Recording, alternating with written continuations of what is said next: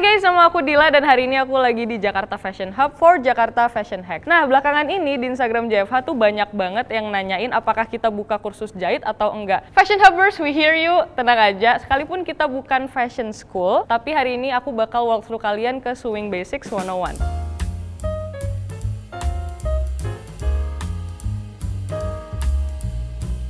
Let's start. Ini dari Singer, ini heavy duty seri 4432. Oke, ini aku mau ngisi benangnya dulu ke mesin jahitnya. Ini dibuka dulu, baru dimasukin ke dalam. Terus ini dipakein penutup. Habis itu dimasukin ke sini. Sebenarnya ini caranya gampang soalnya udah ada nomor-nomornya. 1, 2, turun ke bawah. Terus nanti kalau misalnya kalian ke atasin nih, ada ini. Jadi pas dia udah nyampe atas baru dimasukin ke situ, baru turun ke bawah. Di sini ada nomor 6, kalian bisa lihat pelan-pelan di sini baru masuk ke dalam. Buat motong benang itu sebenarnya kalian bisa pakai gunting atau ini buat trimming kain-kain aja atau pakai ini. Oke. Nah, dispenser benang dari bawah itu biasanya kadang ada yang dari sini, ada yang dari sini juga, tapi untuk Singer heavy duty itu kalian tinggal pencet ini. Habis itu dia kebuka, dikeluarin, terus ini dimasukin aja. Kalian puter ini bagian samping ini, terus ditarik. Udah, baru ini dibalikin ke sini. Nah, jangan lupa kita puter bagian sininya dulu buat narik benang bagian bawahnya.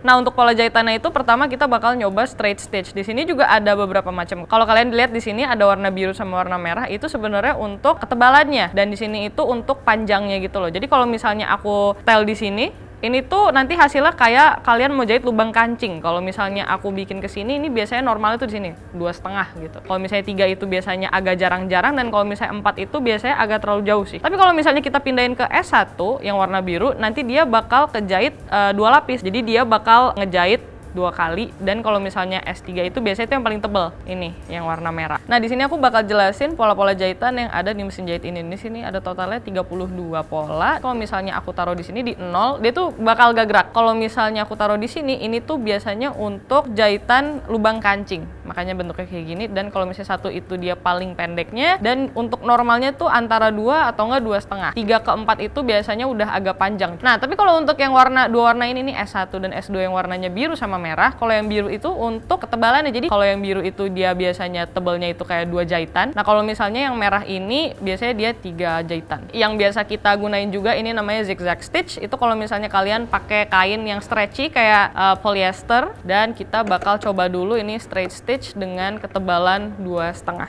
yang normal. Nah, buat kalian yang beginner dan mungkin ragu nih, bisa nggak ya kira-kira aku jahit lurus? Ini kalian sebenarnya di sini tuh ada pembatasnya. Nah, ini hasil jahitannya, ini straight stitch, dan ini bagian belakangnya. Kalau misalnya kalian lihat, kalian bisa gerakin jarumnya itu tuh mau di mana. Jadi kalau misalnya kalian gerakin ke sini, ini bisa di paling kiri, ini biasanya untuk ngejahit red slatting. Ini kalau misalnya di tengahnya itu kalau misalnya dia mau ngejahit biasa, dan ini jahit pinggir lagi kalau misalnya dia mau jahit red slatting bagian kanan, dan itu sebenarnya bisa diatur di sini. As you can see, ini jarumnya bisa gerak ke mana aja kamu pindahin dia. Nih 345 itu biasanya tuh agak terlalu ketat ya. Jadi itu bisa diukur, misal kalian kalau misalnya mau ngejahit selembar, itu pasti tensionnya itu harus dikencengin, atau enggak nanti dia bakal kayak gini jadinya tuh. Kelihatan kan? Nah, kalau misalnya kalian mau lipat ini jadi 4 layer gitu, terus kamu jahit itu tensionnya tuh nggak boleh segini, harus dikendorin juga, atau nggak nanti dia benangnya bakal putus ketarik, soalnya dia kekencengan, dan itu harus dilonggarin dikit. Di sini aku mau nyoba nunjukin ke kalian perbedaan kalau misalnya aku pakai yang ini warna biru.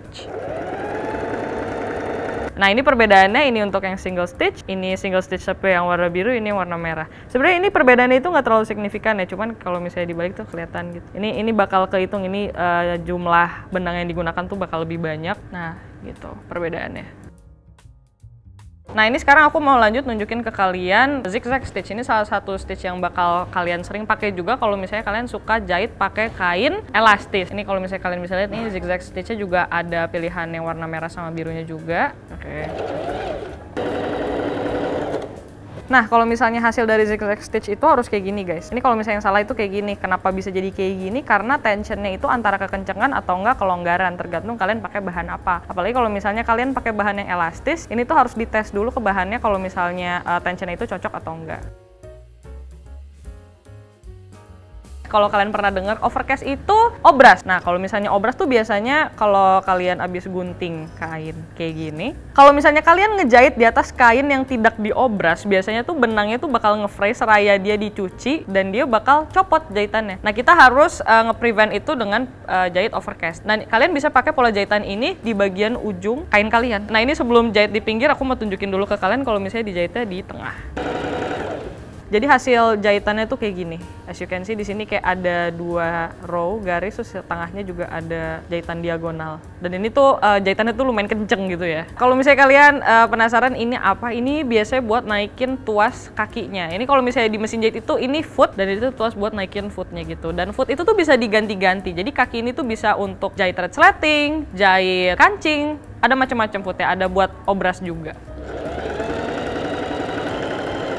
Nah, hasil jahitannya itu kalau misalnya di pinggir itu kayak gini. Kenapa aku nggak jahitnya bener-bener sampai di pinggir? Soalnya ini yang lain bakal nge-fray juga nanti kalau dicuci. Dan ini kalian bisa akalin kalau misalnya kalian nggak punya mesin obras. Bisa pakai jahitan overcast.